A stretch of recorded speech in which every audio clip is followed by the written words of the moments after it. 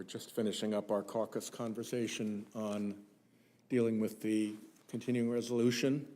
So it was a pretty significant conversation. Let me call to order this spotlight hearing of the Democrats on the Senate Environment Public Works Committee. Today's gathering is entitled Freezing America's Progress. Its purpose is to raise the profile of the harms caused in communities across the United States from the illegal funding freezes and deep uncertainty about federal investment in our collective future. I'm deeply appreciative of the witnesses we have here today to discuss these harms and making it clear that these actions are illegal and violate the Constitution. We're now in week 8 of the second Trump administration. In just 2 months, we've seen attacks on the rule of law, willful disregard for the Constitution, a funding freeze that is threatening to kill jobs and drive up energy costs for families, and trauma inflicted on dedicated career staff at various agencies. The list goes on. By the way, trauma is not my word, it's the word of Russell Vought, who intended the trauma. Trump has created enough chaos to throw our economy into disarray and stoke fears of an impending recession. The Atlanta Federal Reserve just warned that we are facing a 2.5% drop in GDP this quarter, the worst economic slump our country has seen since the second quarter of 2020, when Trump was last in office. Across the country, communities are reeling as Trump and his unelected billionaire co-president Elon Musk have taken a chainsaw to infrastructure funding, money-saving clean energy investments, and anti-pollution programs, all to pay for tax cuts for billionaires.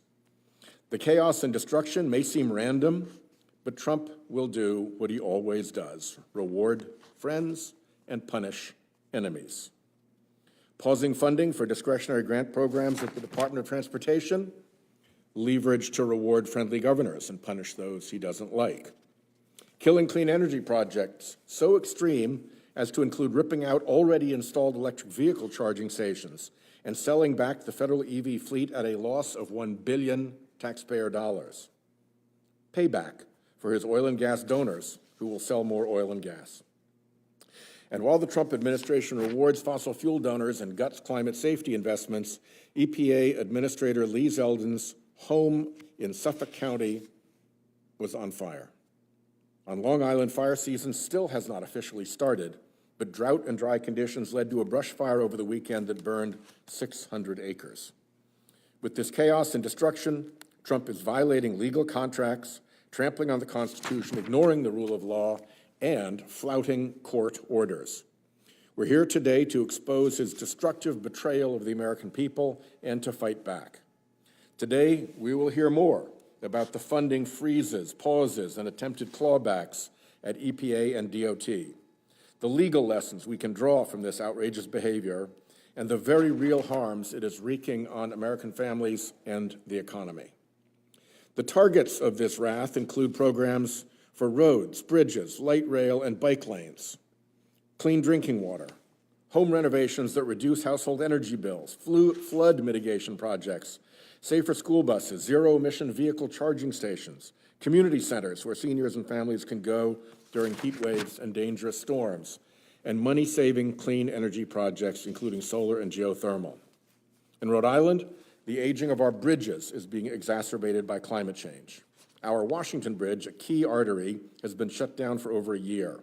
Small businesses on both sides of the span are suffering, and bottlenecked traffic causes misery for drivers. The project to replace the bridge was awarded grants from the MEGA and INFRA programs, but it is waiting still on both grants. The beautiful and historic Mount Hope Bridge requires upgrades to address the climate-driven corrosion of cables. It was awarded a grant from the Protect program that could extend the life of the bridge by up to 75 years and save hundreds of millions of dollars. But the grant agreements must be finalized to access the funds. 15 bridges on the I-95 corridor, carrying 185,000 vehicles daily and billions of dollars worth of freight, had a repair awarded funding from the Bridge Investment Program under the Bipartisan Infrastructure Law. But until the grant agreement is signed, there's no access to the funds. EPA initially froze all grant funds, including those already under contract and obligated, despite 2 federal courts ordering the administration to release funds. They even froze school bus rebates for buses already ordered and ready to be delivered. Companies made investments based on the obligation of this funding. They hired workers, they filled orders, they drew up plans. In the confusion, with funding so erratic and uncertain, contracts are defaulted, payroll is not made, jobs are lost, and local government budgets are strained.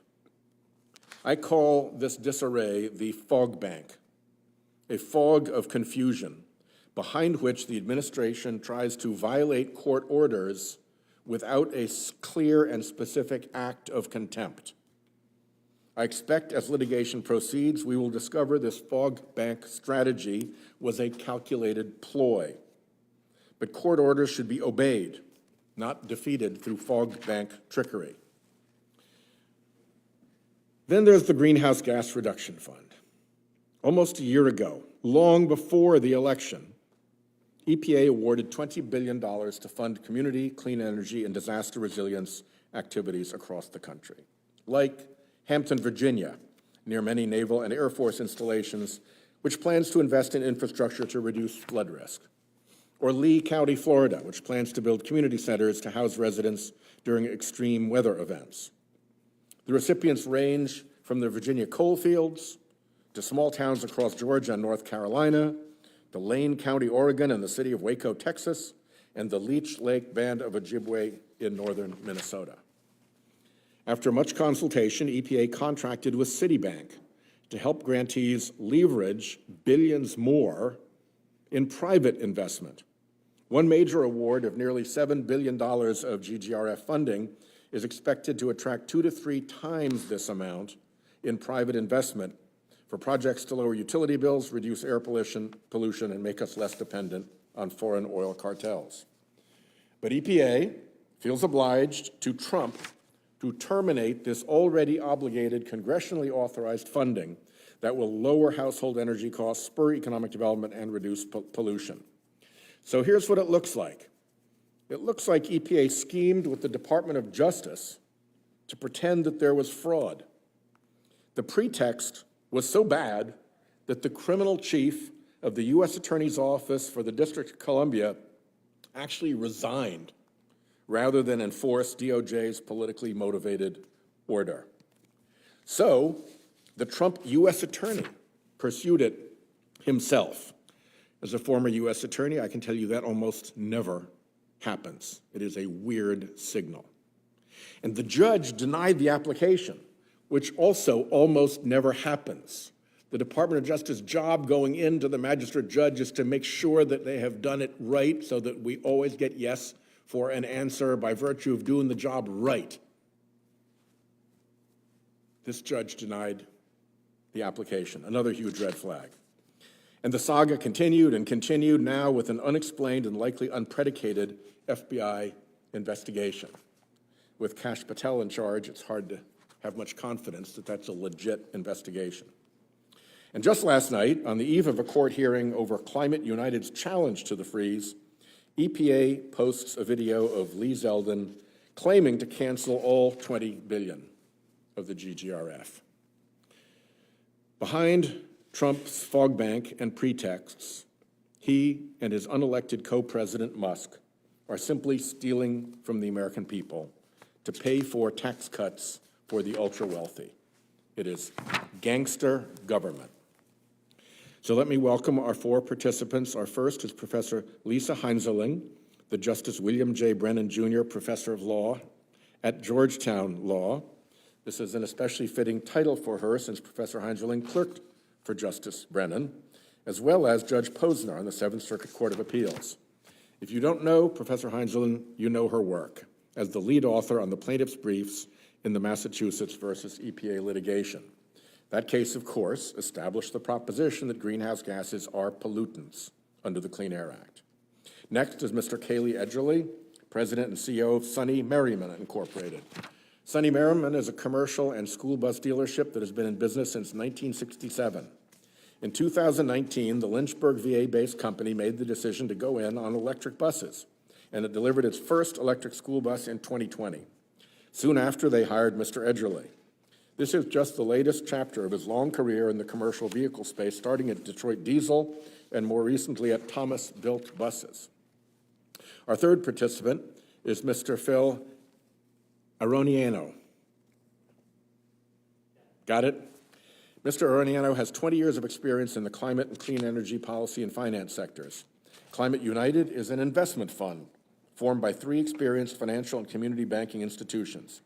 More than a year ago, EPA awarded Climate United nearly $7 billion in IRA funding to capitalize community investments across the country.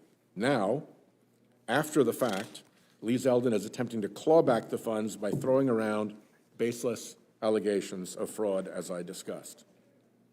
I will turn this over to my colleague from Maryland, who has arrived with exactly perfect timing, to introduce our final participant, the Honorable Calvin Ball, County Executive of Howard County, Maryland. Perfect. Thank Senator you. Alsabrook. Thank you so much, Senator Whitehouse, for organizing today's important discussion. And I am so pleased to welcome my good friend, County Executive Calvin Ball, to the Senate today. Like me, Calvin is a proud, lifelong Marylander, and in 2006, he made history when he was elected the youngest chairperson of the Howard County Council. He also made history again in 2018 when he became the first African-American to be elected Howard County Executive. And last night, I was pleased to join County Executive Ball at a town hall in Howard County, and we heard from over 1,000 Marylanders about the devastating impacts of this administration's workforce reductions and funding freezes. The uncertainty and chaos is having a real negative consequence on the ground and in our state, and in every state across the country, red and blue alike. I am glad that we're taking the time to elevate local stories about the impacts, and want to say to our county executive, thank you so much for joining us here today. With that, let me begin with Professor Heinzerling. Thank you. Thanks for having me here today.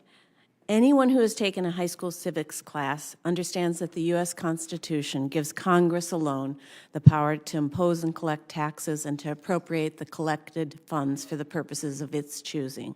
The power to raise and spend public money is one of Congress's most important prerogatives. Perhaps the most dramatic way in which the Trump administration is threatening to destabilize the long-settled structure of the federal government is through its usurpation of Congress's power of the purse. Several well-settled rules govern the president's decisions about spending federal money. First, once Congress appropriates money for specified purposes, the president may not refuse to spend that money just because he would rather not spend it. In a series of cases in the 1970s, prompted by President Richard Nixon's refusal to spend appropriated funds for various programs, federal courts declined to hold that the president has any inherent constitutional authority to refuse to spend or impound money that has been appropriated by Congress. In the same period, the Supreme Court rejected President Nixon's impoundment of funds for clean water infrastructure after the court failed to find any presidential impoundment authority in the Clean Water Act. Second, the Impoundment Control Act of 1974 supplements these basic principles and legal decisions. The law creates a process whereby the president can propose that Congress, using expedited procedures, grant him the authority to temporarily or permanently withhold appropriated funds. The president sets this process in motion with a request to Congress, but it is Congress that makes the call about withholding appropriated funds. Third, the president's decisions relating to spending also need to comply with general principles of constitutional and administrative law. Once the federal government contracts for the provision of goods or services, the government may not arbitrarily refuse to honor those contractual commitments. Thanks to the First Amendment, moreover, the government may not pick and choose which financial commitments to honor based simply on the political beliefs or opinions expressed by the recipients of federal money. Well-settled principles of administrative law prohibit agency actions that violate federal statutes and forbid agencies to act arbitrarily. Long-standing principles also require agencies to explain themselves in reasoned terms when they take actions that affect legal rights. Alleging without explanation or evidence that a recipient of federal money has engaged in fraud is a negative exemplar of arbitrary action. The Trump administration has flouted these legal principles. It has put blanket funding freezes in place across the federal government. It has not invoked any specific legislative authority for its funding cutoffs or explained why it can override duly enacted legislation. President Trump has also not asked Congress for permission to withhold appropriated funds. He's just withheld them. The second highest official in the Office of Management and Budget has argued that the Impoundment Control Act unconstitutionally infringes on the president's purported constitutional responsibility to take care that the laws be faithfully executed. To invoke faithful execution of the laws while denigrating the law that would prevent ransacking legislatively created agencies and programs is to mock the rule of law. Not content just to ignore congressional spending directives, the administration has tried to unilaterally renege on the government's contractual commitments to pay money for goods provided and services rendered. It has attacked specific grant programs, attempting to terminate contracts unilaterally and claw back billions of dollars in already obligated funds, often based on the beliefs and expression associated with those programs. The administration has also failed to offer reasoned explanations for its actions. Not surprisingly, multiple lawsuits have ensued. States, cities, universities, and others have challenged the Trump administration's withdrawal of funding from programs covering a wide range of subjects, including climate change, medical research, and foreign aid. In several cases, federal courts have issued preliminary injunctions instructing the administration to release the withheld federal funds. The administration has balked at these judicial orders. One federal judge has found that the administration has violated his order requiring the administration to lift its categorical freezes on federal funds. Government lawyers and political appointees have sent conflicting signals about the degree of the administration's compliance with judicial instructions. It has even been hard to understand who's running the Trump administration's assault on federal funding. One day it appears that the so-called Department of Government Efficiency is taking the lead. The next, perhaps it's the agencies themselves. Even if we knew that the entity presently known as DOGE was in charge, it would remain unclear exactly who is in charge of DOGE. The actions and leaders of the secrecy surrounding the actions and leaders of the defunding efforts and the confusion and chaos it engenders confounds the public's ability to hold the leaders accountable for their actions, either in a court of law or in the court of public opinion. That appears to be the point. Our constitutional system relies on each branch of government to check wrongdoing by the others. The president and his aides will not cease their illegal activity on their own. The courts have begun to push back on the administration's flagrant violations of the constitutional order and settled law. Congress must step up as well. The Trump administration's assertions of unilateral power to control the spending of the federal government threaten one of Congress's core constitutional powers. Some in Congress may believe that ceding this power is a small price to pay for currying favor with a mercurial president and shrinking government spending without having to pass new legislation. But power, once seized, tends to stay with the usurper.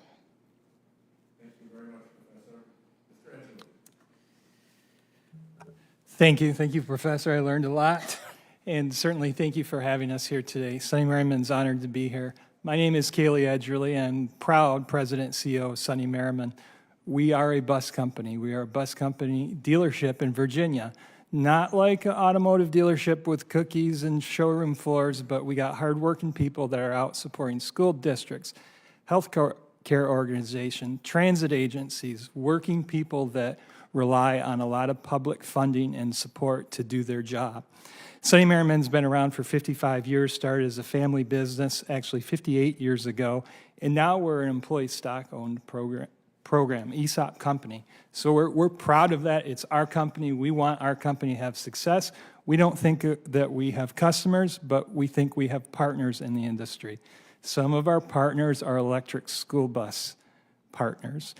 And that's my story. And I think an electric school bus, I am biased, but I think it's like rainbows, butterflies, and electric school buses. It's a perfect use case. It's a very expensive asset that is deployed 5 hours a day, has the opportunity to be charged during the middle of the day, at the end of the day, has the opportunity to partner with a utility like we do with our friends at Dominion Energy, and it's for kids, and it's learning, and it's technology. It's just the perfect use case. So we deployed this electric vehicle program in 2019 is when our dealership began this journey. And since we deployed 235 vehicles across the great Commonwealth of Virginia, 40% of those 235 vehicles came from the IIJA Clean School Bus Program, where funding is now frozen. Personally, I'm also vested. Prior to joining Sonny Merriman, I spent my career at Thomas Built Buses, the manufacturer of said school buses, of which we purchased them. So I am actually the cook that gets to eat what I make. And that's what we're doing in the market right now, and it's been a joy. It's been a success. It's been challenging. There's been hard days, and there's been bad days, but we're doing good things. And as I told you earlier, we feel like we're making an impact to school districts and to our environment. Until recently. As you said, you used the words Senator Fogbank, we used the term chaos. 45 days ago, chaos set in. When districts that had applied for funding, where we had ordered school buses, were told that their funding was being frozen.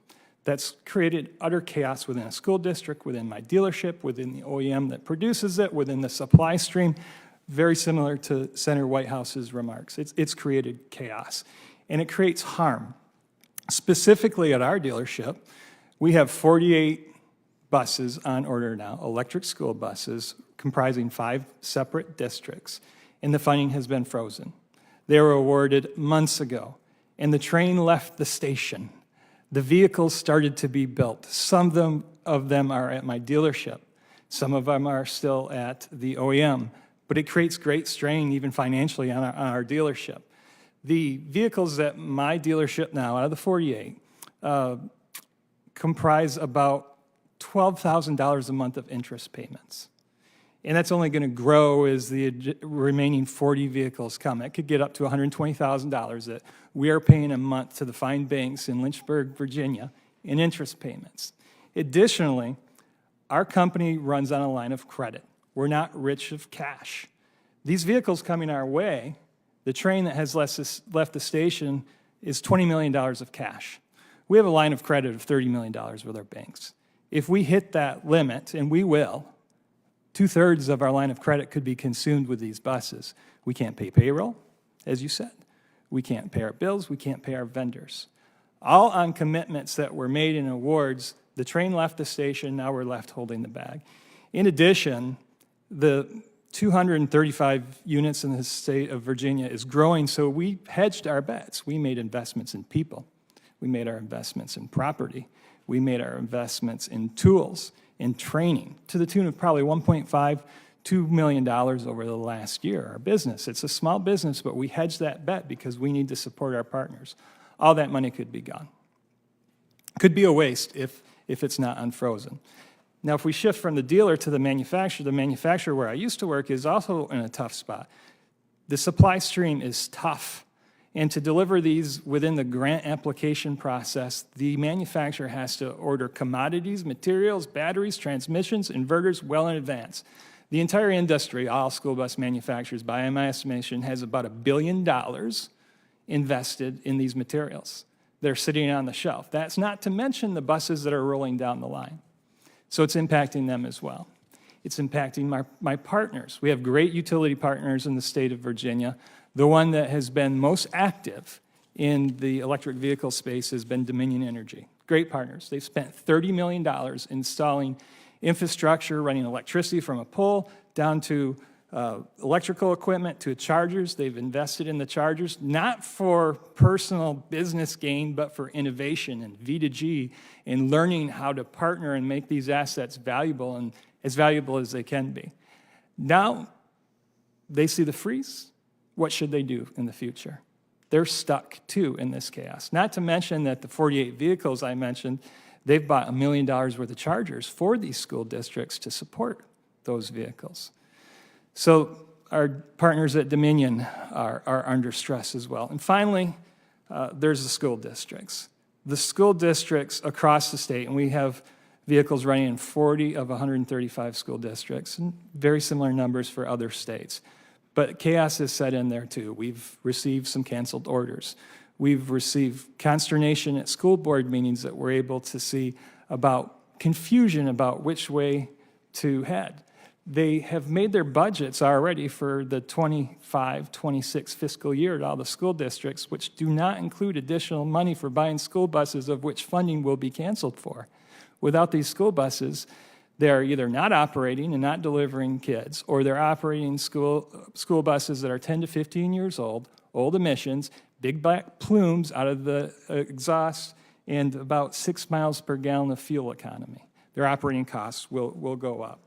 And that's not to mention the environmental effects. We're very proud that the 235 vehicles that we've deployed, not only are they transporting kids cleanly, but we can't talk in big numbers, we talk in rainbows and butterflies and also balloons. Our fleet so far has reduced 73 million birthday balloons of greenhouse gases. We have an impact, and we're proud of it. In summary, my remarks focused on us and our supply stream, but we're one of probably 200 school bus dealers across the country representing 5 or 6 critical OEMs that have invested heavily millions of dollars of capital. And this freeze has brought chaos to it. We have come to know the federal government to be predictable and trusted when providing grants. Therefore, we order buses from it. It is not predictable and trusted over the last 45 days. I think of the core of our industry is a school bus driver going to a stop every day in a predictable and trusted fashion, picking up our children between 7:02 and 7:04 every day. They're there, they're predictable and trusted. So does the federal government. Don't leave us, the manufacturers, or the school districts alone at the bus stop. Nicely said. Mr. Aroniano. Thank you, Senator Whitehouse. Thank you for the opportunity to testify. My name is Phil Aroniano. I'm the Chief Partnership and Strategy Officer for Climate United Fund. Climate United is a nonprofit financial institution established to leverage public and private financing to break down barriers to clean energy deployment. Our mission is to build a stronger economy that lowers energy costs, creates jobs, spurs American manufacturing, and improves environmental quality for all Americans. Our funding has also been frozen by the EPA since February 18th. I'm here to talk a little bit about the impact of that freeze and to share some background on the Greenhouse Gas Reduction Fund. About the GGRF, following the passage of the Inflation Reduction Act in 2022, EPA launched the $27 billion Greenhouse Gas Reduction Fund.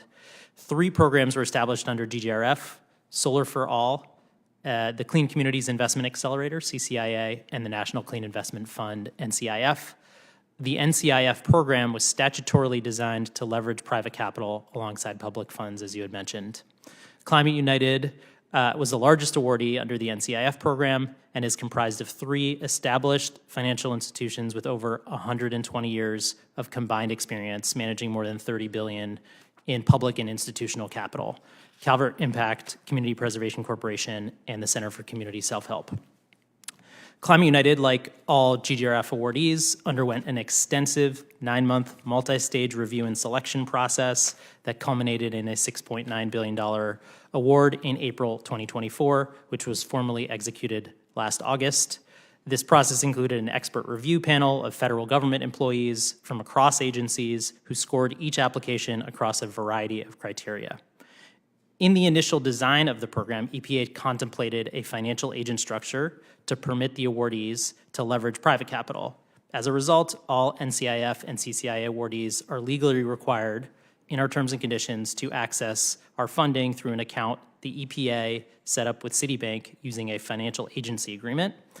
FAA's financial agency agreements have been used by administrations of both parties, including the first Trump administration, for over 150 years to enable federal funds to be distributed in a way that maintains federal oversight while enabling leverage in private financial markets.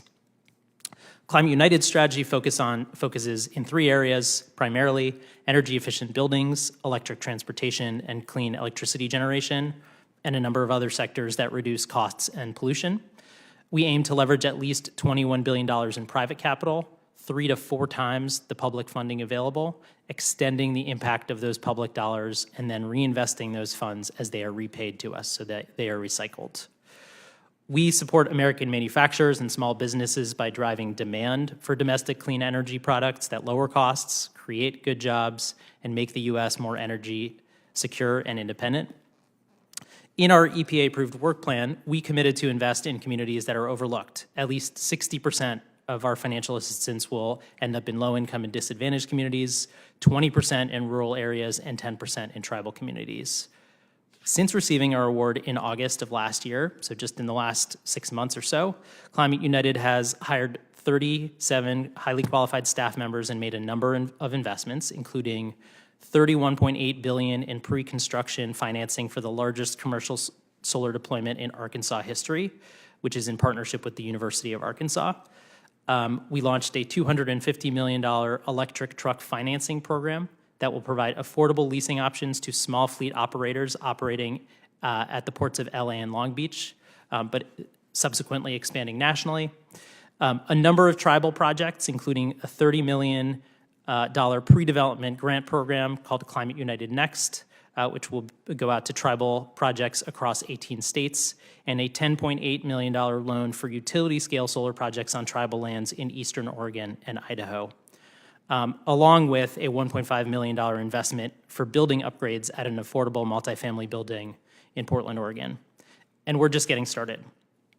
Early projects and programs announced across the whole GDRF program are estimated to generate already $2.7 billion in cost savings, over $866 million in local economic benefits, and more than 49,000 jobs. And again, this is just in the first 6 months of this program being operational. On February 18th of 2025, without warning, Citibank, EPA's financial agent, ceased processing our funding requests. And despite multiple inquiries to both Citibank and EPA over the following weeks, we received no substantive response explaining the legal basis for these actions. This sudden termination of access to our grant funds with really no explanation is causing immediate damage. We can't meet payroll. We can't fulfill our $20 million in legally binding loan commitments to borrowers. We can't distribute the $17 million in grants and investments already approved for tribal projects across 19 states. We risk defaulting on vendor contracts and office leases. And perhaps most importantly, our reputation as a reliable financial partner is being damaged. Earlier this week, we filed a lawsuit in federal court, and oral arguments in that case are being heard this afternoon. Yesterday evening, under 24 hours before the hearing, we received a notice of grant termination from EPA. This notice of grant termination does not allege any wrongdoing by Climate United. Without immediate restoration of our funding, Climate United will be unable to meet our obligations, severely harming our mission to expand clean energy access to rural, low-income, and tribal communities across America. And I would just request that members of this committee take immediate action to investigate this matter further. Thank you. County Executive Bell, thank you for being here, sir. Ball, County Executive Ball. Well, thank you so much, and good afternoon, Senators Whitehouse, Brooks, other distinguished senators, and hardworking staff of the Environment and Public Works Committee. I'm Calvin Ball, and during the last 7 years, it has been my honor to serve as county executive. Located in the heart of Maryland, Howard County is conveniently situated between the city of Baltimore and our nation's capital. Maryland is home to major federal institutions, including Fort Detrick's and Meade, the National Institutes of Health, or NIH, the Food and Drug Administration, or FDA, and the Centers for Medicare and Medicaid Services. Even more importantly, our state is home to more than 140,000 federal employees and tens of thousands more federal government contractors. They are courageous public servants who have built their careers serving the greater good and the American people. Just yesterday, I joined Senators Brooks and Van Hollen and Congresswoman Elfreth to host a town hall that was attended personally by more than 1,000 people and virtually by thousands more. We saw their sadness and felt their distress. This period of heightened instability and uncertainty has been anxiety-inducing for federal workers and those impacted across our country. Local governments are facing concerns about federal funding across the nation, from Vermont to California. We estimate that the total impact of federal aid to Howard County, if it is cut, could be more than $150 million. This funding supports vital operations and capital infrastructure projects necessary for the safety and well-being of our residents. As past president of the Maryland Association of Counties, I want to especially thank the National Association of Counties for their efforts to advocate for counties across our great nation. Any freeze of federal funding could significantly impair any county's ability to sustain support for important operations and initiatives. Among them are food access programs for seniors, including those with mobility challenges or chronic health conditions. Last year alone, we saw a 23% increase in households served at our local food bank. Victims services, victims of child abuse, child neglect, sexual assault, and human trafficking. Located along the eastern seaboard with major north to south and east to west connectors, Howard County is a critical nexus of human trafficking prevention efforts. In recent years, we have identified and provided a comprehensive service to more than 100 victims of sex and labor trafficking. Opioid and substance misuse treatment. Between 2018 and 2024, non-fatal overdoses have fallen more than 85% in Howard County, and fatal overdoses have fallen by approximately 43%.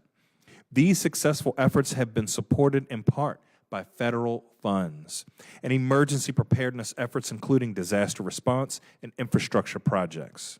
Now, regarding infrastructure, halting or rescinding federal funds could significantly impact our ability to deliver critical projects needed to ensure the public safety and economic vitality of our historic Main Street in Ellicott City. In 2011, 2016, and 2018, devastating and deadly floods washed away the livelihoods, caused tens of millions of dollars in damage, and tragically claimed 3 lives. In 2018, less than a month after taking office, we launched Ellicott City Safe and Sound, a comprehensive flood mitigation plan through major climate-resilient infrastructure projects. Currently, federal funding for this plan includes a $75 million WIFIA loan from the EPA and $20 million in funding from FEMA. The total Safe and Sound infrastructure plan costs roughly $250 million, of which more than a third is federal funding. Uncertainty about federal funding places Howard County in an extremely precarious position, assuming tremendous financial risk. We know that at least $20 million in FEMA funds for these projects have been halted pending review, threatening our continued progress on these life-saving infrastructure projects. Similarly, FEMA has paused grants related to emergency management functions at the local level. Whether it's responding to devastating wildfires in California or flood mitigation in states like Rhode Island and Maryland, these infrastructure grants and emergency response funds support disaster recovery funds and emergency coordination with local, state, and federal government. Without this support, we are all less equipped to respond to emergency weather incidences, which are on the rise due to worsening climate change. Compounding these challenges, FEMA recently canceled all National Fire Academy classes, leaving many firefighters without critical training and harming our nation's ability to respond effectively to firefighting incidences around our great nation. We also understand that funds through the United States Department of Transportation that are not yet under agreement have been paused, and for Howard County, this jeopardizes more than $4 million in funds through the National Electric Vehicle Infrastructure Program, which supports electric vehicle infrastructure in partnership with the Maryland Department of Transportation. We also have concerns about the federal carbon reduction grants for Howard County, which support multimodal transportation to better connect our residents to transit, as well as expand access to electric vehicle charging infrastructure. Both are part of our local strategy to combat climate change and promote energy independence, as well as health and wellness. And beyond infrastructure, we are gravely concerned about the impact of recent executive action by the Trump administration and Elon Musk to decimate the federal workforce. Tens of thousands of Howard County residents are federal workers or contractors, and Howard County receives the highest amount of the second highest amount of federal contracting dollars in the state of Maryland, totaling more than $6 billion in 2024 alone. In Maryland, recent estimates place that number of federal workers that have been fired, eliminated, or resigned at tens of thousands. And this has thrown our county, our state, and our nation into turmoil as thousands of our constituents are searching for employment. While talented and strong counties simply do not possess the resources to shift funding within their budgets to backfill large holes that may be left by loss in federal funds, especially now. The actions of Elon Musk and Doge have also impaired the federal government's ability to deliver core services. And as you recently noted in your letter to the EPA, proposed plans by Musk and Doge to slash the workforce or spending would have disastrous consequences on the delivery of infrastructure projects and climate change mitigation. I believe that collaboration is effective and efficient as a strategy, and the counties stand ready to collaborate. I sincerely appreciate the opportunity to share with you this afternoon and look forward to ongoing dialogue. Thank you very much, County Executive Ball. They've called another vote, and I'm obliged to go do that. So it's about 8 or 10 minutes away. So I will call a brief recess, and I will allow my staff, if somebody else who has voted turns up in the meantime, to permit them to proceed, but otherwise we'll recess for 8 or 10 minutes while I go do that. Oh, and here is Senator Padilla. I will not go into recess. Senator Padilla has the floor, and I'll try to get back before your questions are done. I'll just keep asking questions.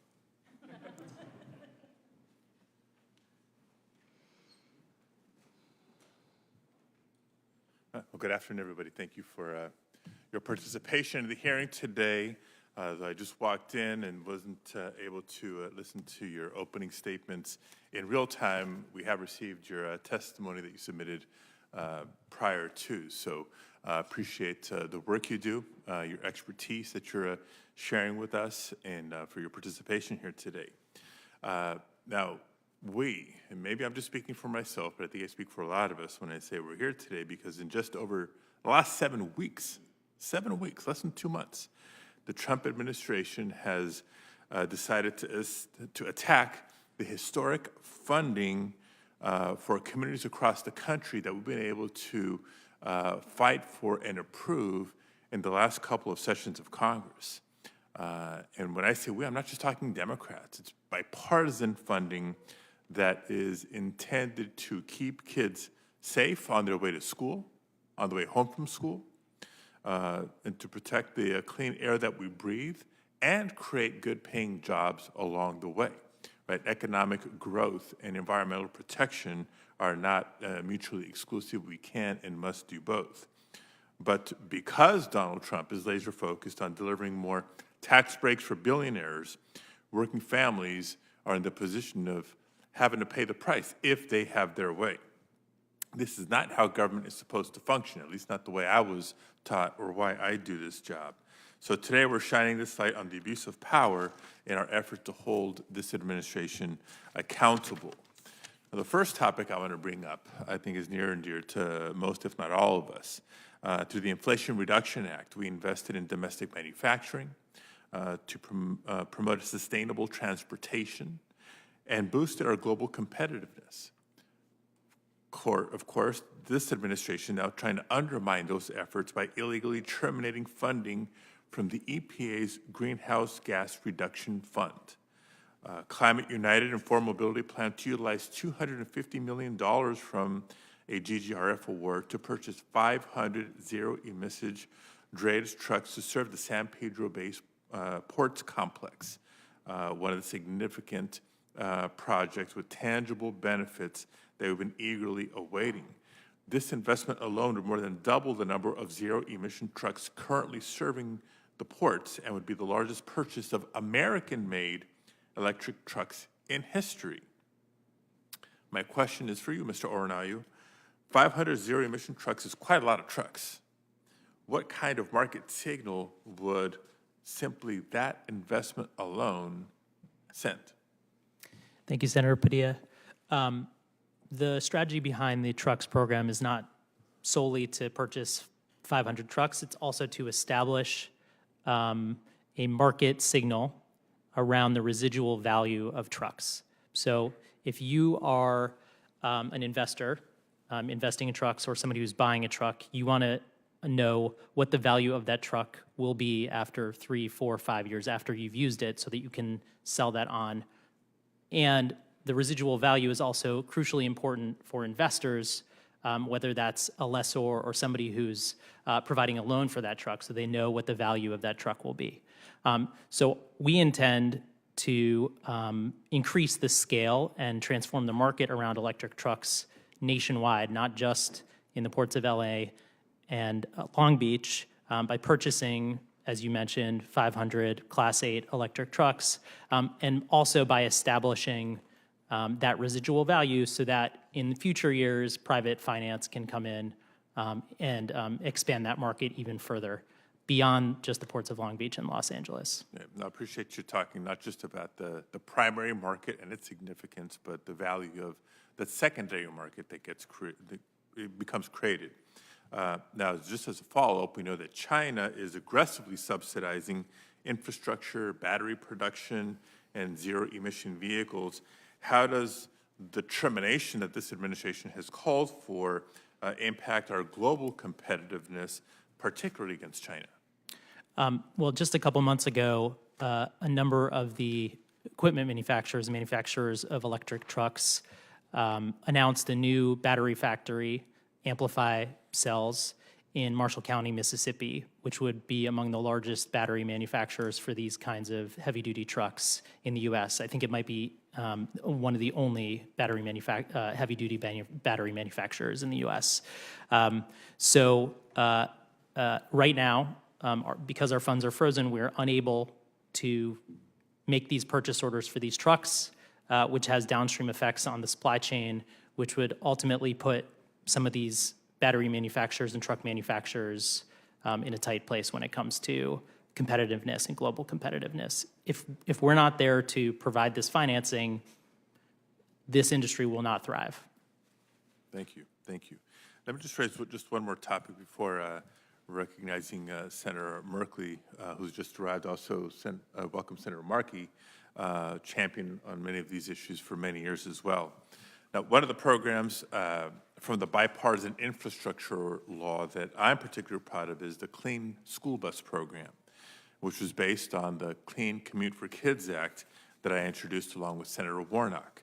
The program has supported 8,500 clean school bus projects in 1,200 districts across the country, helping improve air quality for our kids, fueling domestic manufacturing, and creating good-paying jobs. However, as we've heard today, the administration has thrown the program into disarray by freezing the program's rebates. Now, this chaos is having real consequences, yes, for school districts, yes, for manufacturers, yes, for small businesses, but also for the kids who rely on that cleaner school bus to arrive at school and get home at the end of the day without suffering the health impacts that diesel school buses create. Mr. Edgerly, thank you for being here. During your time leading Thomas-built buses, I understand you oversaw the rollout of the company's all-electric school bus fleet. How is this funding uncertainty impacting the bottom line for manufacturers, and what messages does it send to other manufacturers who may be looking to get into this line of business? I think my colleague to the left hit on it when he was talking about the battery manufacturing. Being part of a very big corporation, there are only set funds that can be spent on capital in testing and development. And when we started back in 2015, we were all in. It was a perfect use case for a school bus, and I was granted by my bosses unbridled freedom to spend what I needed for an electric school bus. And we did. And we built that momentum, and we spent millions and millions of dollars of testing and reliability growth and investing in manufacturing places and investing in battery supply. Now my colleagues at the place I used to work, who I'm still do business with on an everyday basis, are taking pause and questioning where their future investments should be. So it just causes undue pause in the market of investment and perhaps pull back. He talked about the scale of 500 buses and what it can do to manufacturing jobs and start to drive down the price of some initially very expensive technology. Well, that stops all that, and it breaks all the momentum that we've built over the last 5 years. And I think important for the record here, you probably have much better data and insight than I do. But some of the attacks I've heard on this program specifically is, oh, it must be sort of a coastal program for coastal communities, or blue states versus red states, or urban districts versus rural districts. What kind of communities have primarily benefited from this so far? All of them. And Virginia itself, that's where we do business, it has red states and blue states. And if we introduce electric school bus to the red state, I've heard stories of mechanics, greasy guys that work on the product saying, I don't want this thing I don't want it in my area. I used to work in a coal mine. There's a lot of attitude that comes with it, and there's a lot of motion. Same guy, 6 months later, operating the bus in central Nelson County, greenest place in Virginia, says, I can't complain. The thing just runs all day. So we have to manage not only the product, but people's mindset when it comes to the product. And we found that the more positive mindset, the quicker and the healthier adoption and the faster environmental impacts. And then signing up again for the next round of funding because they like it. They tend to perform better, easier on not just operations, but maintenance, I imagine. It is, far less moving parts. And saving money over time. Love it. Thank you again for being here. I'll turn it over to Senator Merkley. Well, thank you very much, Senator Padilla, and thank you to all of you. It's a crazy world we're in right now, so we're just trying to catch up on one story and what's going on, and 3 other things are happening. And I wanted to start, Mr.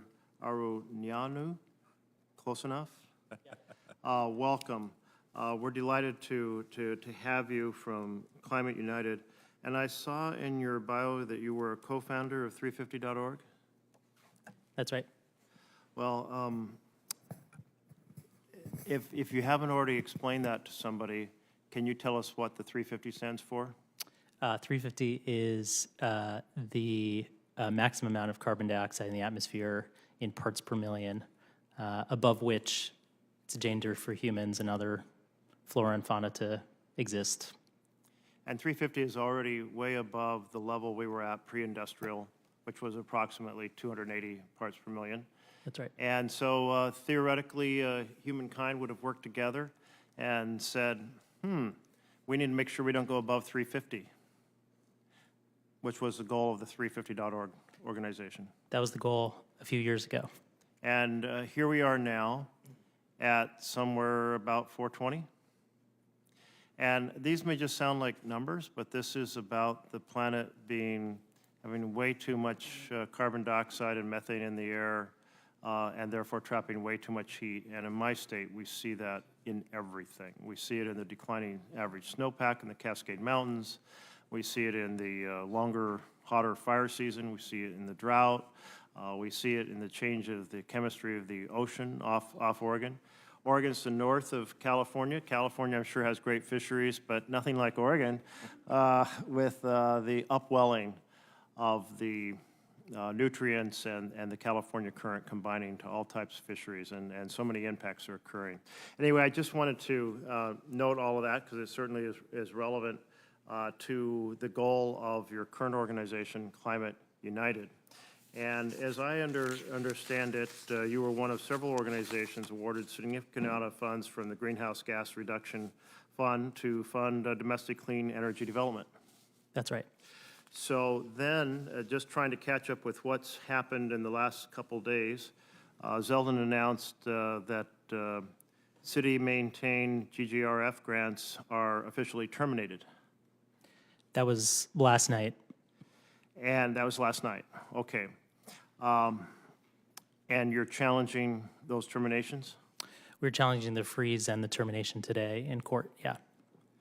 Now, the administrator of the EPA, Administrator Zeldin, he said this is had to happen because of issues regarding integrity and programmatic fraud.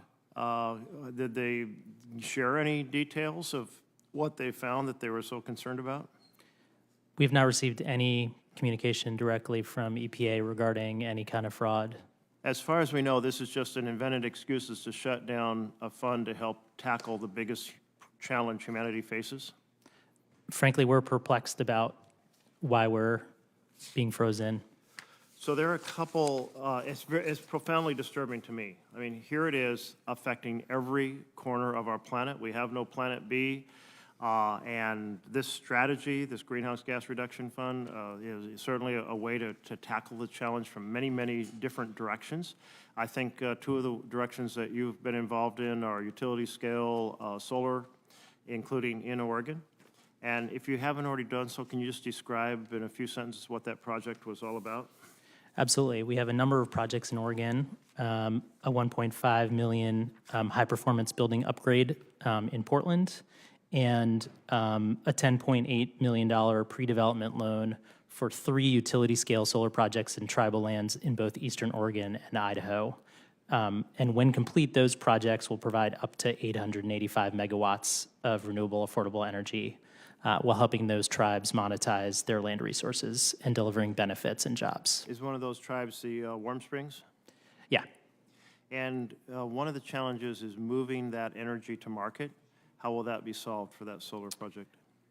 There will need to be transmission from those areas to the coastal areas. Well, I'm delighted to see it. You know, I go to every county every year in Oregon, and one thing the Warm Springs have is a lot of sunshine and land, but one of the challenges has been having the transmission to be able to move that energy off. So, in what possible way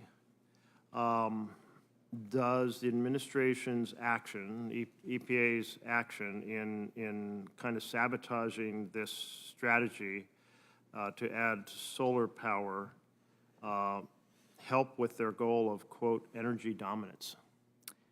I'm not sure I can answer that. Well, I'll just say that certainly if it's a project to add energy, you would think that contributes to the energy portfolio of the United States. And I'm arguing that we have to follow a simple formula, and that simple formula is electrify everything with renewable energy. If we do that, we save the planet, and this is part of it. So I'm very concerned about that. I also wanted to understand your project regarding affordable housing and how that's related to energy issues.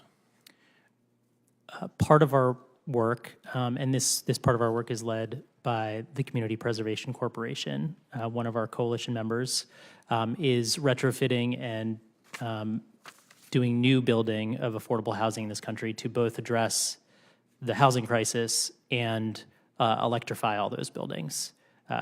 That creates jobs, it saves money, it promotes clean air and water, and also addresses the deep housing crisis that we're in right now. Kind of like a win-win-win? That's what we're going for. Actually, maybe what you said was a win-win-win-win. That's right. Okay, thank you. Professor Heiserling. We've seen OMB Director Russ vote freeze funding across agencies, particularly for critical programs and projects that support energy, renewable energy, and specifically healthy communities, critical transportation. Have courts found that these freezes are illegal? Yes, they have begun to rule against the administration, even issuing injunctions in some cases. The freezes are plainly illegal. The Congress, under the Constitution, is given the authority to appropriate money. The president has no inherent authority to refuse to spend money under the Constitution. And this has been previously adjudicated in the past, going back to the impoundment of funds by Nixon to the EPA. Exactly, exactly. And in fact, that's a very interesting case to remember, which is in that case, the Clean Water Act had been passed by Congress overwhelmingly. Maybe there were a couple of negative votes, but overwhelmingly. President Nixon tried to veto it, vetoed it. It passed again over his veto, and then he impounded the funds. And the Supreme Court, by the time it got to the Supreme Court, everybody had dropped the idea that he had constitutional authority to do that. The question was whether he had authority under the statute, and the Supreme Court said, no, he does not have that authority. And if you think about it, it's really, it's effectively, if you try to take away money that's been appropriated by Congress, it's effectively a kind of veto. Right? But we have a way to do that. That's veto. So one of the issue that some of the administration folks have said is that case, I think it was the train case, did not resolve the constitutional issue, and you just kind of alluded to that, saying by the time it got to the court, it was no longer a constitutional issue, because everyone agreed that it was a violation of the Constitution, more or less. Is that the... Yes, yes. Lower courts had held that. The Supreme Court didn't have to decide that question. And even conservative justices like Chief Justice Rehnquist in his time and Justice Kavanaugh have cast doubt in various writings on the power of the president to impound money. Well, and I'm thinking that there's a parallel to when, back in 1996, Congress passed the line item veto, basically delegated to the executive the responsibility or the power of the purse. And the Supreme Court said, no, you can't delegate your separation of powers because that's essential in a republic. One body makes the law, another implements it. But Mr. Russell Vogt, now head of OMB, he has been very clear when he met with me, and I think very clear in other settings, that he wants to adjudicate this issue back to the Supreme Court and hopefully gain the Supreme Court's support for more powerful executives. I refer to it as an imperial presidency. I think they call it the unitary executive. And what is it Mr. Vogt's trying to accomplish there? Does he want to basically say, no, let's take the power of the purse away from Congress? I think so, yes. I think very much so from what he has said. I am concerned, very concerned, that this court might find some way to grant more powers to the president. And I'll tell you why, and I'm not a lawyer, so I'm just speaking as common American in this way.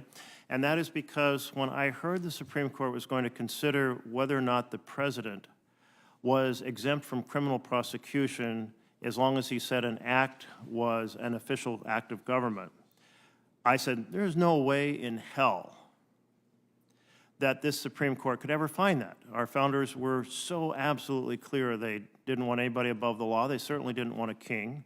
And to say that because he signs a government paper, he can come and shoot you or shoot me and no crime's been committed, to me, that was horrific. Nowhere to be found in the Constitution. Were you also disturbed by that?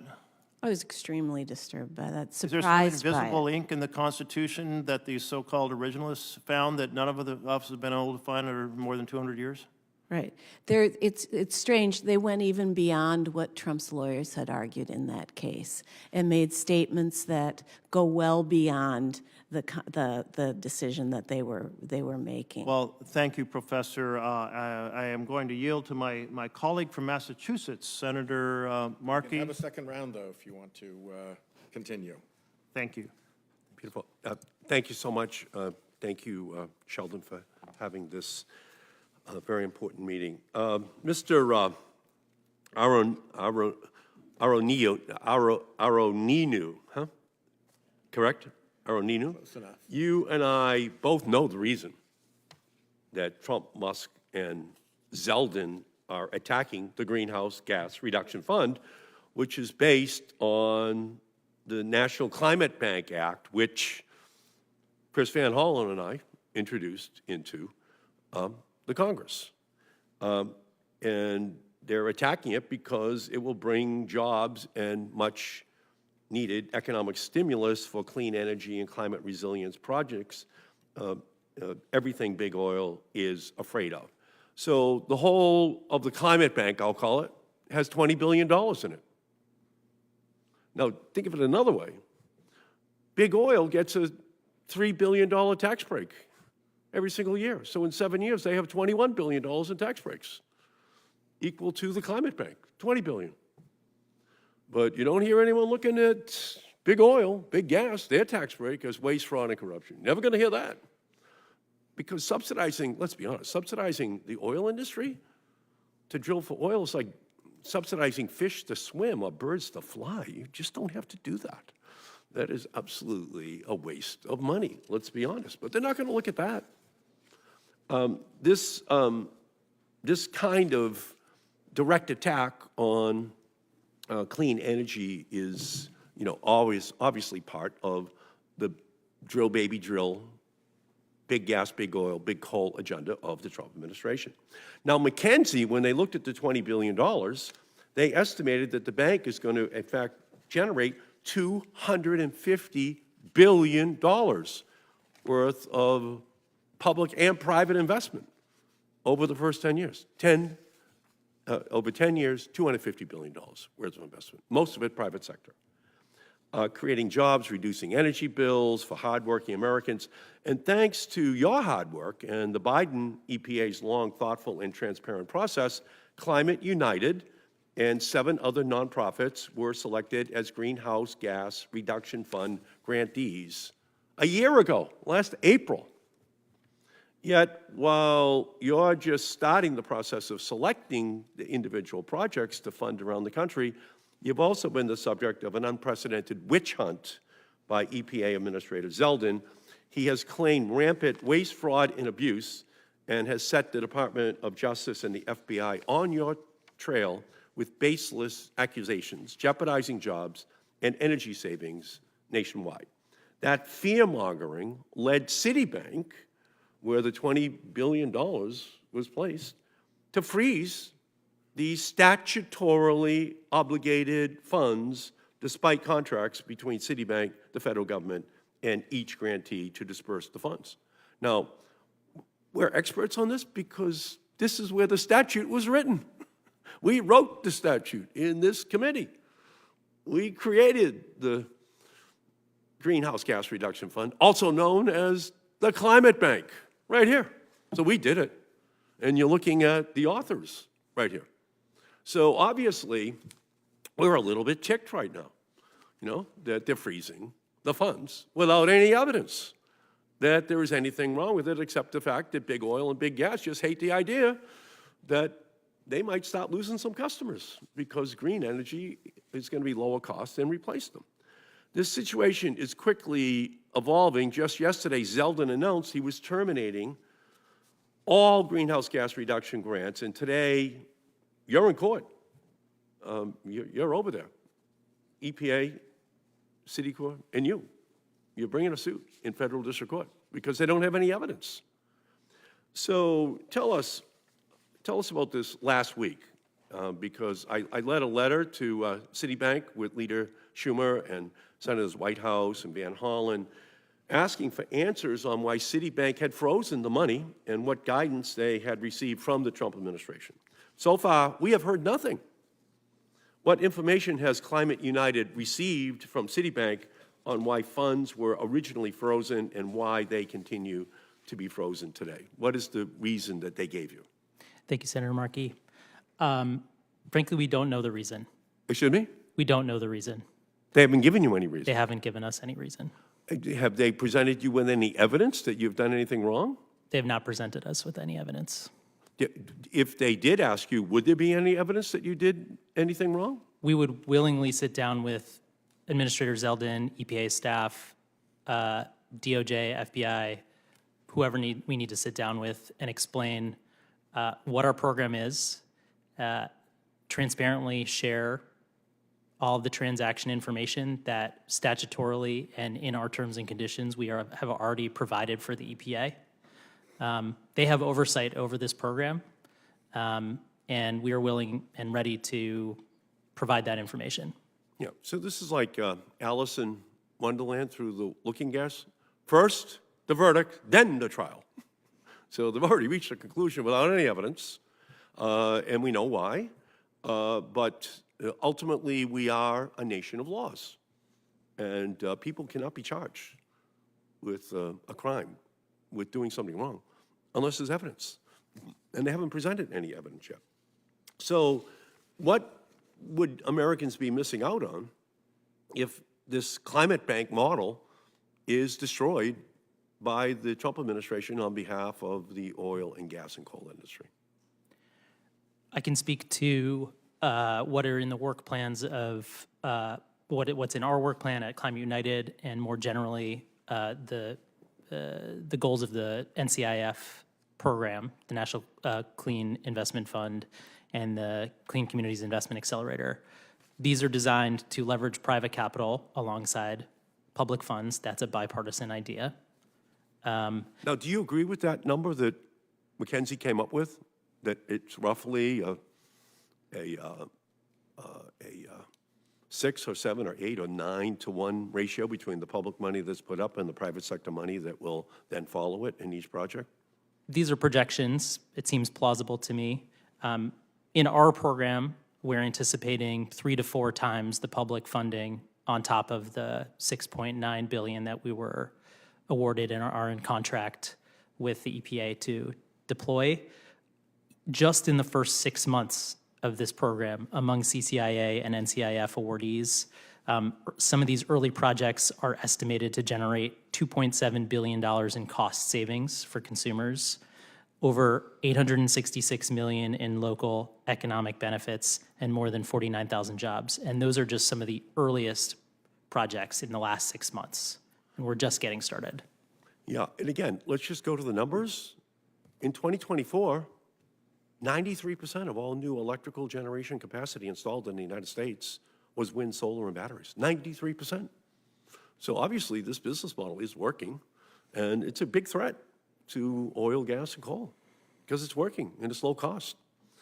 And so they clearly don't want it on the books for 10 years. You can't have 10 years of 93% being wind, solar, and batteries or other clean energy technologies which are deployed. It just ruins their whole argument that these new technologies cannot play a big role. And so I thank you for all of your work, and we're going to have your back as much as is humanly possible. It is just absolutely reprehensible that they're bringing charges without any evidence whatsoever. And Mr. Edgley, just one final question. Do you have any evidence that this funding for clean buses is still being stopped, or have they, pursuant to court orders, now released that money to go into communities? What our districts have learned over the last week is for certain segments of the funding, they've opened up the computer portal, meaning you can interact and send some messages. But we've checked, in certain segments, the portal is not open. Even though the portal is open, I've checked across the nation with all of our partners in the industry. Despite it being open, we don't know of one case where someone has been able to draw down funds yet. You still have no information about ability to draw down funds. Yeah. The portal's open. We can go in there and say, on the behalf of our district, yes, we'd like to reinvigorate the grant that was awarded, and this is the money that was granted towards us, but it's just a computer talking to us at that So point. it's like Hotel California. You can check in, but you just can't check out with the money. Nothing's been the checked bus. out Yeah. yet, Senator. No, I got it. I see the game that they're playing. Okay, thank you, Mr. Chairman. Thank you very much, Senator Markey. Senator Alsobrooks. Thank you. Thanks so much. I have just a few questions for County Executive Ball. We had as you know, at the town hall last night, and had the opportunity to hear from a good number of federal employees. And I know that Howard County houses a disproportionate share of federal workers who are either in the government or contractors. And I'm just wondering, I'm sure that you've heard so many stories from these patriots who have had their livelihood disrupted, and wonder whether you can share some of the stories that you've heard from civil servants who are losing their jobs and the work that they do that we know is so very important to our country and for Marylanders. Well, thank you, Senator Alsobrooks, and thank you so much for your leadership, not only here in Washington, but throughout the great state of Maryland. We've heard from so many federal employees and contractors of not only the uncertainty, some of them have even at the same time of getting resignation letters where they were trying to be forced out, also got letters saying that they should be promoted because their supervisor has left. So there's these mixed messages. They are unsure. They are unsure about how to address keeping a roof over their head, food on the table. Those who are being forced to come back, we're going to look at traffic issues, childcare issues. There are, of course, the mental health strain, but some who were forced out, they had significant mental health and surgeries scheduled. And then some, frankly, even left the private sector for the stability of the federal government. They were bringing their time, their talent, their experience to serve the American people in such a noble way, and here they are being tossed aside. You know, we heard, I think, from a number of them who said they love their work.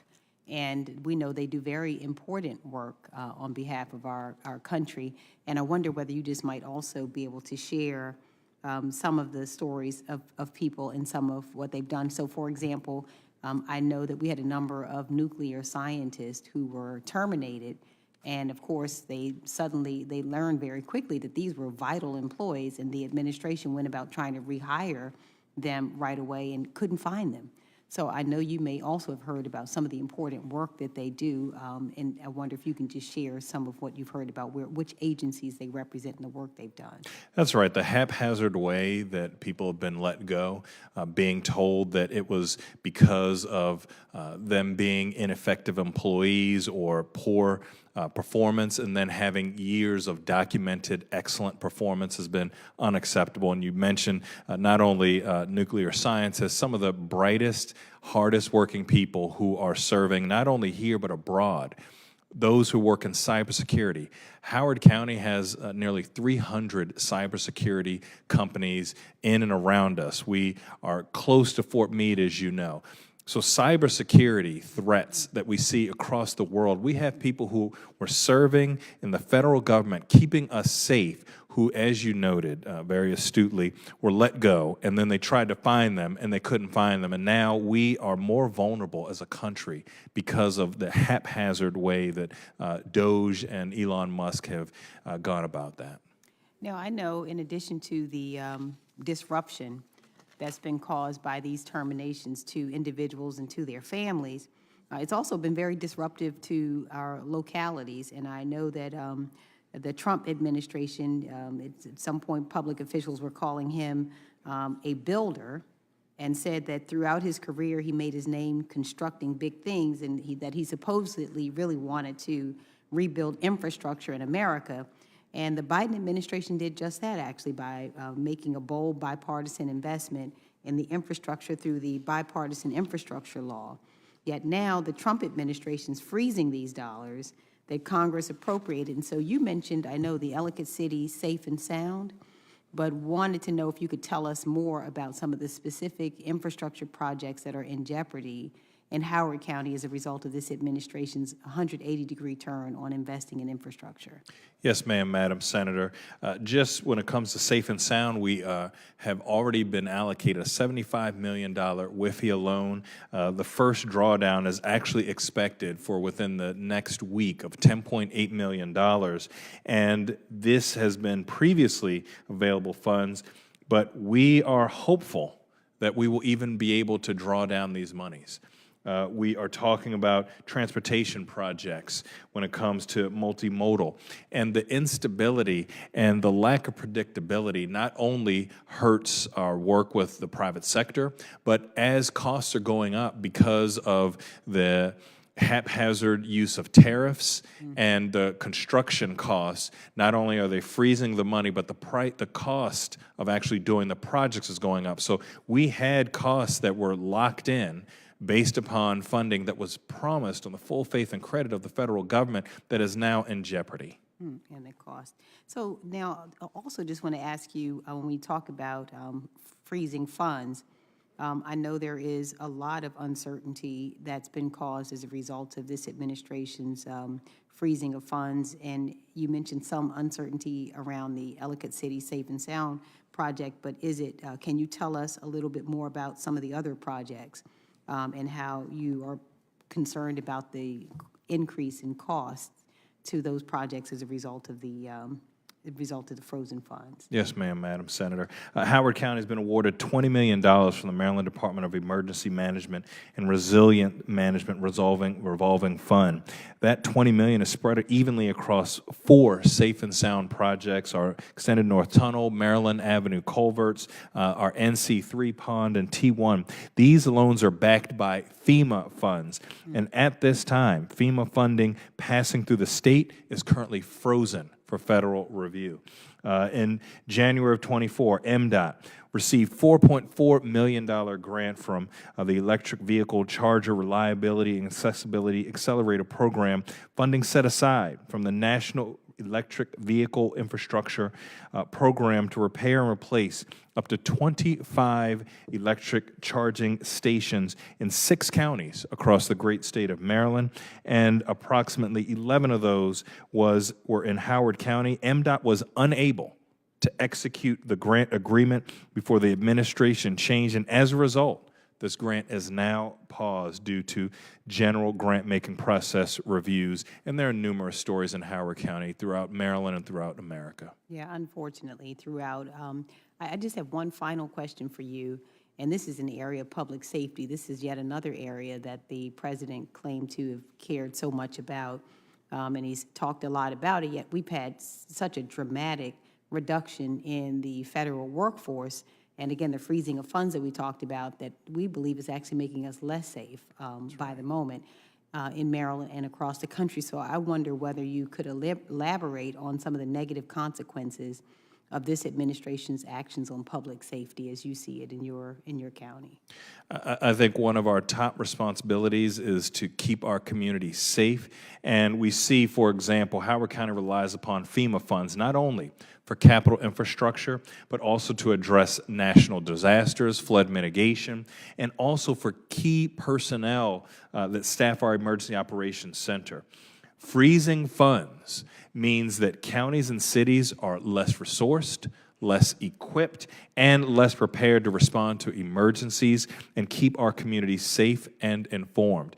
And as I noted previously, FEMA recently canceled all National Fire Academy classes, leaving Maryland and other county firefighters without critical training and harming our nation's ability to respond effectively to not only natural disasters, but frankly, when people just call 911, and they're expecting consistency, they're expecting reliability, they're expecting sometimes for somebody to save their lives. On their worst day of their life, the federal government and the funding freezes of FEMA have put that in jeopardy. Wow. Thank you so much. Thank you, Madam Senator. Thank you very much, Senator Alston-Brooks. Being a lawyer, I'm going to start with the law professor. You're very familiar with the administrative process around grant-making and distribution of appropriated funds, correct?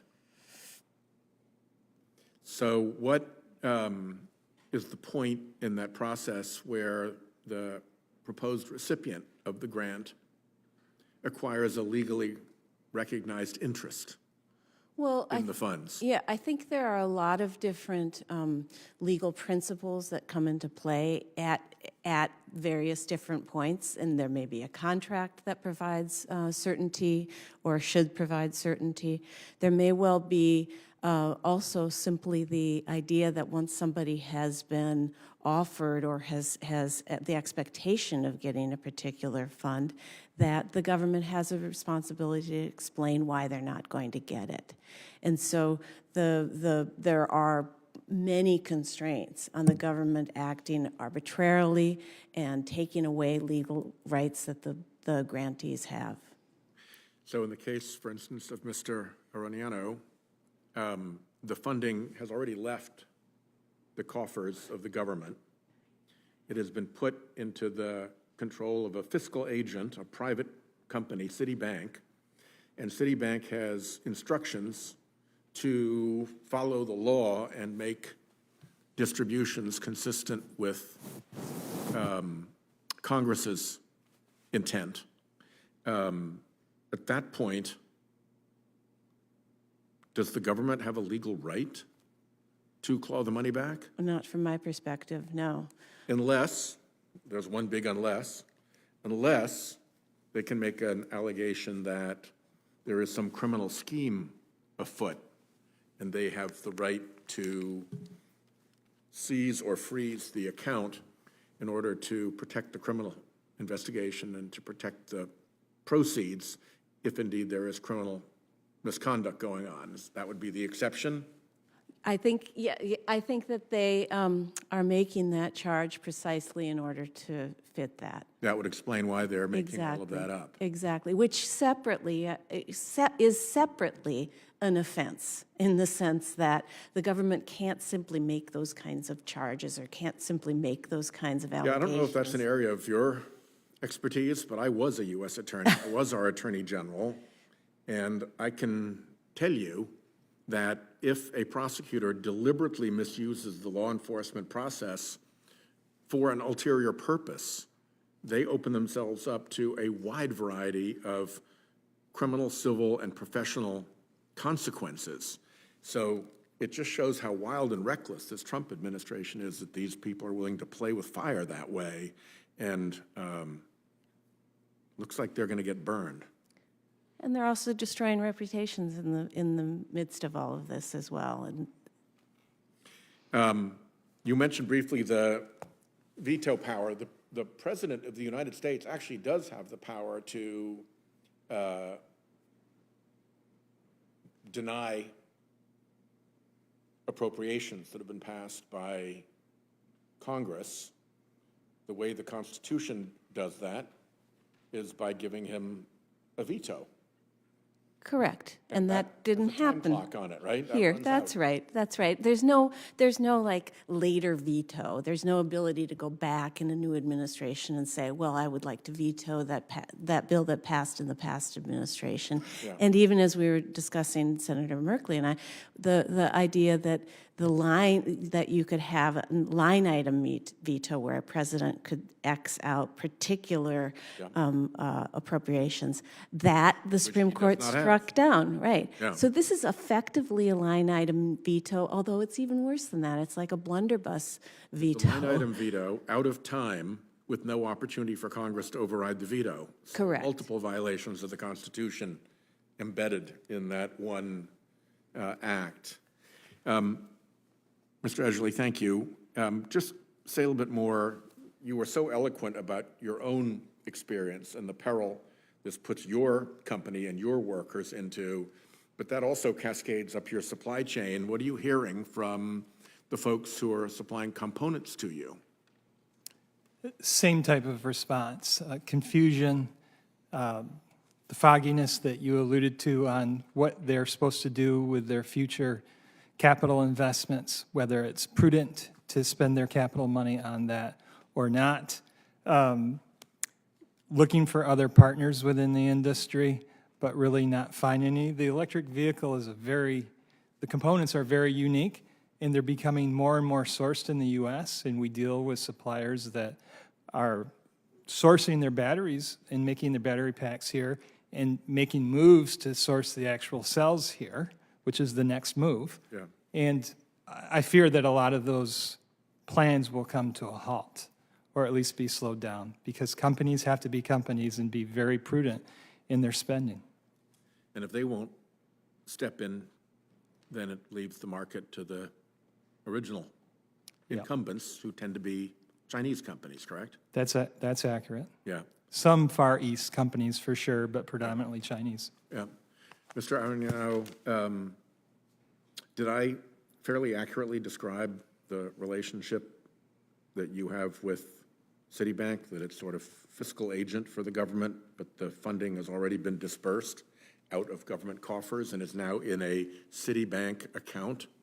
Obligated and dispersed, but with oversight. speak up? Can you just Yeah, move in a little bit? obligated and dispersed, but with significant oversight and guardrails from EPA. Yeah. to make sure that it doesn't get spent outside of the legislated purpose. That's right. And just to be crystal clear, as we sit here right now, to this moment, you have still had zero explanation of any legal basis or fact justifying the freeze or seizure of those funds. That's correct. In the brief that EPA provided in the lawsuit that we brought earlier this week, what's perplexing is that there are no allegations about Climate United's work. The allegations are primarily about the program itself, Yeah, but they terminated our agreement. yeah. And Executive Ball, you have been administering the affairs of your county for a while, both as county executive and then on the council beforehand. When a person is let go from their job, if it is mishandled, does the county, in this case, potentially face some liability? Yeah, thank you for the question. Yes, I'm going into my 20th year as an elected official in Howard County.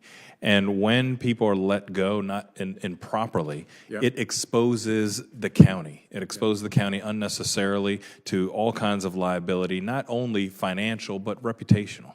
There's a way you do it, and there's a way you don't do it. Correct.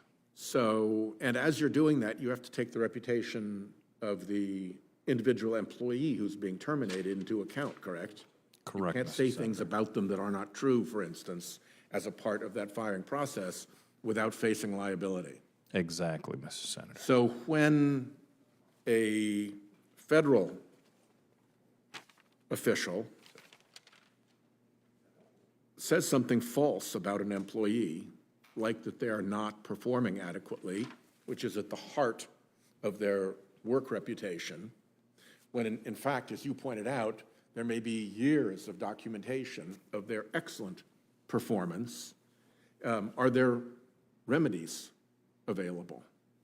Yes, not only have they exposed the country to financial liabilities, which there will be remedies financially, but also to reputational, and there's a chilling effect to the rest of the worker, employee, and to the private sector who is now wondering, how do I want to invest? And so I think to your question as far as the remedy, I think there would not only be likely a financial remedy, but sometimes the person will then have to be reemployed, and there are just numerous impacts that are detrimental, I think, to the country, unnecessarily. So let me ask you a hypothetical. You are the county executive. Correct, county executive? You have an employee who has the authority to hire and fire, Correct. subordinate of yours.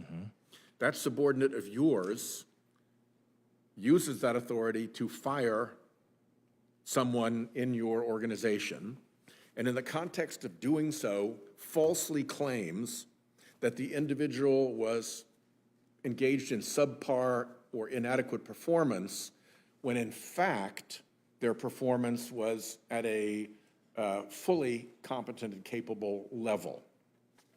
You find out about that, what this individual did, your subordinate to their subordinate in terms of the firing process. What would your reaction be as an employer to someone who reports to you engaging in that kind of misconduct related to a firing under your overall supervision? Not only would I be angry, but frankly, they'd have to be held accountable. And I would recognize Disciplinary consequences. there will be disciplinary consequences, and I would recognize that that is a reflection of me. When people under my employ do things, there is a certain reputational impact to the entire county and to me. And so there are going to have to be consequences. Senator Markey. Yeah, it's quite a day, you know. The EPA announced today they're going to reconsider the endangerment finding of 2000. Of the United States Supreme Court? Well, there's a very famous decision. We're kind of proud of it. Massachusetts versus EPA in April of 2007. And by a 5-4 decision, the Supreme Court said that the EPA had to make an endangerment finding. Now, it could decide there was no danger from climate change, from greenhouse gases. But if it found there was a danger, they had to do something about it. So actually, the Bush administration made that decision and in the EPA, and they sent it over to the White House, and Dick Cheney told the White House, do not open that email. The finding had already been made. So as a result, after Barack Obama won, they had to redo it in 2009, and they reached the same conclusion as the Bush administration. There was an endangerment of greenhouse gases. Now, in this case, Massachusetts was saying, you know, we have this very long, squiggly coast. It doesn't look long from the map, but when you squiggle in every one of those, it's a long, long coast. And the contention was from Massachusetts that global warming was causing a danger to our shoreline. No question about it. You know, we are just seeing massive erosion. Cod is going north. You know, they need cold water. The water's warming up dramatically. We're the second fastest warming body of water in the world after the Arctic. So, you know, obviously they found that it was an endangerment. It was in danger. So now they're going to reopen that, they say. So they'll have to go through a whole proceeding in order to try to undo that finding. And so the goal has to be, as Zeldin now takes it, it's to strip everything off of the books. So there's a story out here, March 12th, 425, AP, in what he called the most consequential day of deregulation in American history, the head of the Environmental Protection Agency announced a series of actions Wednesday to roll back landmark environmental regulations, including rules on pollution from coal-fired plants, climate change, electric vehicles. We are driving a dagger through the heart of climate change religion and ushering in Americans' golden age, EPA Minister Lee Zeldin said in an essay in the Wall Street Journal. This is going to remove, he says, trillions of dollars in regulatory costs and hidden taxes, he said, lowering the cost of living for all Americans. So it goes on, but they're going after everything that hurts the business model of the oil, gas, and coal evidence, even though there is incontrovertible evidence of the role it plays in having 350 particles per million serve as a danger warning to the planet. So let me come back to you, Mr. We'll just call it Phil. When you got the notice that there was going to be a freeze, what did they say to you at that time? There was no notice. They were what? There was no notice. No notice whatsoever, and no evidence. No notice, no evidence. You see, I'm unlike Senator Whitehouse. I went to law school, and I actually learned that I didn't want to be a lawyer while I was in law school. Looked very attractive reading To Kill a Mockingbird, you know, but then when you're in there and you can see what's about to happen. So I ran for state representative in my third year of law school, and I won. And I decided I'd make laws and let other people then figure it out, what was the intent. But I'd try to make clear what the intent was. So I've never had a client, but I've written a lot of laws, including 590 laws in Congress that are on the books signed by presidents. So no one's ever had the temerity, though, to come in with no evidence and say that they were going to take one of those laws off of the books. And the obvious goal here is to act in an unconstitutional way. But it's no different really than the trumped up charges against To Kill a Mockingbird. They just trumped up charges with no real evidence. And innocent people have to suffer. So again, if we can come back to you, Professor, Hensling, if we could, just talking about this from, the evidence class at Georgetown Law School. What is taught there in terms of what has to be presented to first-year law students into a court in order to be able to bring a charge that is credible? And can you move in closer to the microphone? Yeah. If I may, I'm going to switch it to a slightly different context. Okay, please. Which is the administrative law context, which I think provides the same kinds of protections. Can you move in a little closer, please? Yeah. Yeah. Okay. That provides some of the same kinds of protections that you're thinking about. So according to administrative principles that have been established across presidential administrations and have been followed by agencies for many decades, the agencies have to explain themselves. They do have to provide a reasoned explanation, and at the same time have to have some factual basis for what they do. And they can't just say stuff that's not true. So to me, it's all, and there are all these worries about criminal proceedings and so forth, but to me, the heart of all this are these actions that are effectively actions by either very high-level authorities in the government or by actual agencies like that are governed by administrative principles. Yeah.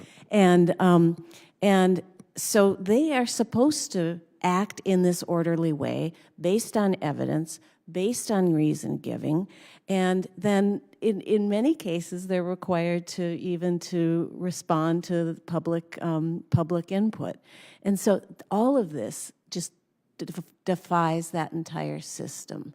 It's done without reason. It's done without evidence. It's done even probably without a person in charge who has been correctly appointed and confirmed. And so it strikes me as it's like a debris field. It's a what? A debris field of legal violations. And for me, what I've been looking at are And again, if you could just the administrative law violations. So you're saying It seems so very close to the speak that way. Administrative Procedure Act Yes. requires all of these steps to have been completed. Yes. Or a decision can be reached in order to ensure that there is reasonableness to the decision which has been made. Correct. Yes, and that's been affirmed in case after case. And just to your point about the endangerment finding, in order to cast doubt on that endangerment finding, to withdraw it, they're going to have to go through that kind of process. They're going to have to respond to evidence in the record. They're going to have to respond to public input. And then at the end of the day, they'll have to explain themselves. And that'll be interesting to see. Yeah, very, very interesting. Thank you, Mr. Chairman. In which Chevron turns the other way. Correct. They no longer Exactly. enjoy the protection of their position favoring the outcome. Well, I will call this to an end. I am very grateful to each of you for coming and sharing your expertise and your experiences. This does help us inform our work going forward, and also helps provide some actual concrete, real-life human detail around the broad, vague, and generic assertions that they're just trying to find fraud, waste, and abuse. Thank you all very much. Wow.